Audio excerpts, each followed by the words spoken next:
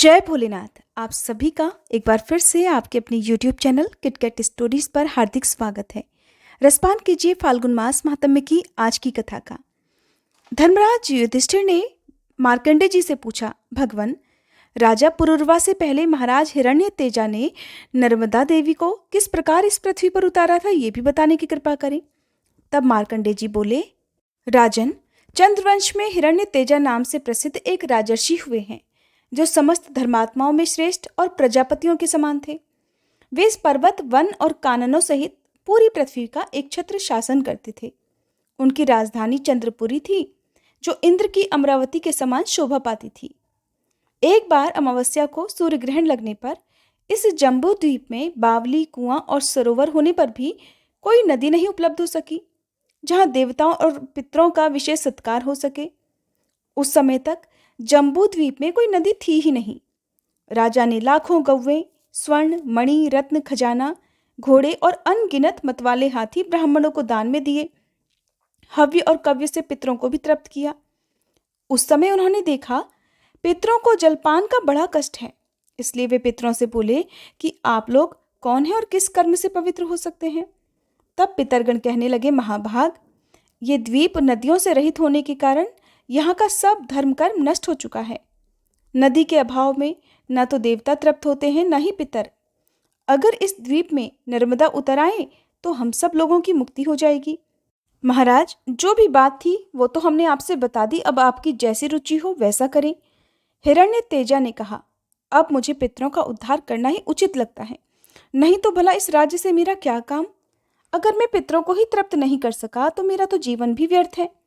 ऐसा कहकर राजा हिरण्यतेजा उद्याचल पर्वत पर गए और कंद, मूल और फल का भोजन करते हुए भगवान शिव की उपासना करने लगे।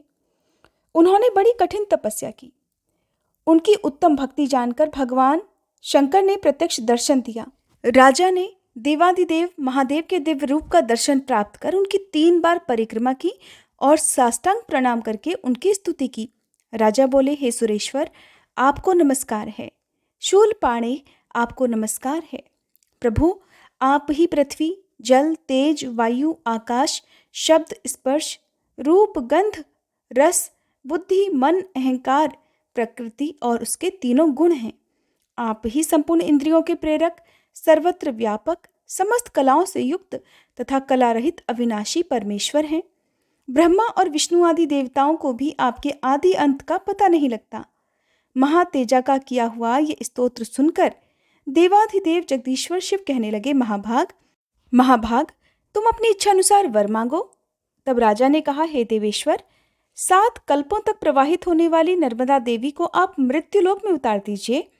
पितर घोर नरक में डूब रहे हैं, उनका उद्धार हो सके और वे तृप्त होकर मुक्ति और परम गति को प्राप्त हो सके, इसके लिए नर्मदा देवी का अवतरण अति आवश्यक है। प्रभु। महादेव जी बोले, हे तात, नर्मदा जी तो ब्रह्मा, विष्णु आदि देवताओं, दैत्यों और अन्य अल्पजीवी प्राणियों द्वारा पृथ्वी पर नहीं उतारी जा सकती, इसलिए तुम कोई दूसरा वर मांगो, मैं उसे अभी दे दूंगा। तब महाभाग राजा हिरण्यतेजा कहने लगे, प्रभु, आपके प्रसन्न होने पर तो तीनों लोकों में कुछ भी असाध्य नहीं। मैं तो सहस्त्र जन्म धारण करने पर भी इसके अलावा कोई दूसरा वर नहीं मांगूंगा। देवेश्वर, मैं आपके सेवकों का भी सेवक हूं, मुझे नर्मदा जी को ही दीजिए। राजा का ये निश्चय जानकर भगवान शंकर ने लोक पावनी नर्मदा देवी का आह्वान किया। वे मगर के आसन पर आरूढ़ होकर दिव्य रूप से आकर शिव जी के आगे खड़ी हो गईं और उमा महेश्वर दोनों के चरणों का स्पर्श करके नतमस्तक होकर बोली, देवेश, किस लिए आपने मेरा स्मरण किया है, बताइए प्रभु। महादेव जी कहने लगे, नर्मदे, राजा हिरण्यतेजा ने अपना राज्य छोड़कर यहाँ 14,000 दिव्य वर्षों तक घोर तपस्या की है, इसलिए तुम इनकी इच्छा के अनुसार पृथ्वी पर उतरो, शीघ्र जाओ और नरक में पड़े हुए सब पितरों का उद्धार कर दो। सुनकर नर्मदा देवी बोली, देव, मैं बिना किसी आधार के जम्बू द्वीप में कैसे जाऊंगी। तब महादेव जी ने पर्वतों से कहा कि तुम सब लोग क्षण भर के लिए स्थिर हो जाओ, जिससे सरिताओं में श्रेष्ठ नर्मदा पृथ्वी पर जा सके। तब पर्वतों ने कहा, देव, हम नर्मदा देवी को धारण करने में असमर्थ हैं। उसी समय उदयाचल ने खड़े होकर कहा, महादेव जी की कृपा से मैं नर्मदा को धारण करने में समर्थ हूं, इसके बाद उदयाचल की चोटी पर चरण देकर नर्मदा देवी आकाश से पृथ्वी पर उतर आईं और वायु की तरह तेज गति से पश्चिम दिशा को बह चली। उस समय तीनों लोकों में बड़ा हाहाकार मच गया। नर्मदा के जल का वह भयंकर कलकल नाद सुनकर पाताल लोक से एक तेजोमय प्रज्वलित लिंग प्रकट हुआ और हुंकार करके कहने लगा कि सब पापों को हरने वाली और उत्तम व्रत का पालन करने वाली हे नर्मदे, मर्यादा धारण करो। तुम्हें धारण करने के लिए ही महादेव जी ने 3 पर्वतों की सृष्टि की है, मेरु, हिमवान और कैलाश, तथा चौथा पर्वत श्रेष्ठ विंध्य भी तुम्हें धारण करने में समर्थ है। इन पर्वतों की लंबाई पूर्व से पश्चिम दिशा की ओर 32,000 योजन है और दक्षिण से उत्तर की ओर चौड़ाई 500 योजन है। इसके बाद राजा श्री हिरण्यतेजा ने नर्मदा से कहा, देवी, आपने हमारे पितरों का उद्धार करने के लिए हम पर बड़ी कृपा की है। नर्मदा ने उत्तर दिया कि राजन, तुमने मेरे लिए महादेव जी की आराधना और तपस्या की है, इसलिए जो तुम्हारे माता पिता के वंश के लोग हैं वे और तुम्हारी रनिवास में रहने वाली स्त्रियों के भी जो जो सगे संबंधी हैं वे सब मेरे प्रभाव से उमा महेश्वर के लोक में चले जाएंगे। तब राजा ने नर्मदा में विधिपूर्वक स्नान करके देवताओं और पितरों का तर्पण और श्राद्ध और पिंडदान किया। इससे उनके सब पितर नरक से निकलकर देवयान मार्ग पर स्थित हो गए। यह नर्मदा का पहला अवतरण आदि कल्प के सतयुग में हुआ था। दूसरा अवतार दक्ष सावर्णी मनवंतर में हुआ और तीसरा अवतार राजा पुरुरवा के द्वारा वैष्णव मनवंतर में संपन्न हुआ है। राजन, ये प्राचीन वृतांत जैसा मैंने अपनी आंखों देखा है वैसा ही बतला दिया। नर्मदा में स्नान करने, गोता लगाने और उसका जल पीने तथा स्मरण और कीर्तन करने से अनेक जन्मों का घोर पाप तत्काल ही नष्ट हो जाता है। मार्कंडेय जी कहने लगे, राजन, क्षत्रिय कुल में उत्पन्न पुरुतकुत्सु नामक राजा महान यशस्वी हुए हैं। उन्होंने पहले 1 सहस्त्र वर्षों तक महादेव जी की आराधना की। उनकी तपस्या से संतुष्ट होकर महादेव जी ने पूछा, राजन, तुम कौन सा वर चाहते हो?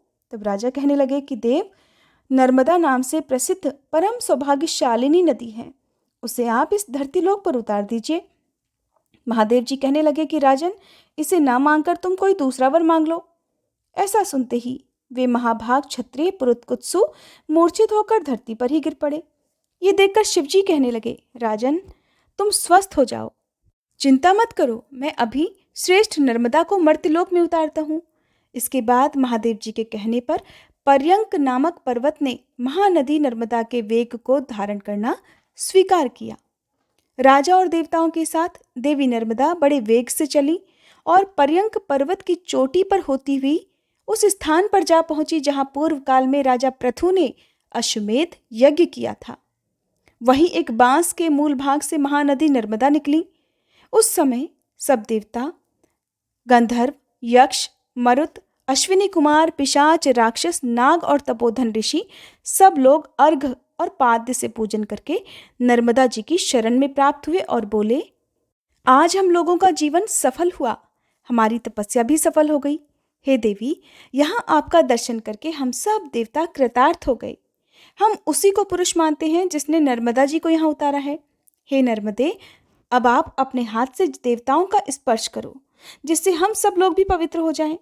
ये सुनकर नर्मदा देवी बोली कि मैं अब तक कुमारी हूँ, मेरा पति नहीं है, इसलिए मैं देवगणों का स्पर्श नहीं कर सकती। नर्मदा जी का ये उत्तर पाकर देवता चिंता से व्याकुल हो गए और बोले, हे देवी, आपके समान रूप गुण से संपन्न उत्तम वर कहाँ से प्राप्त हो सकता है? जिसने तुम्हें इस लोक में प्रकट किया है वही तुम्हारा पति हो। पूर्व काल में ब्रह्मा जी के शाप से समुद्र मर्त्यलोक में जाकर राजा पुरुतकुत्सु के रूप में उत्पन्न हुआ है। वह इक्ष्वाकुल के आनंद को बढ़ाने वाला है। वह देवतुल्य क्षत्रिय पुरुतकुत्सु आपके लिए श्रेष्ठ वर हो, हे नर्मदे।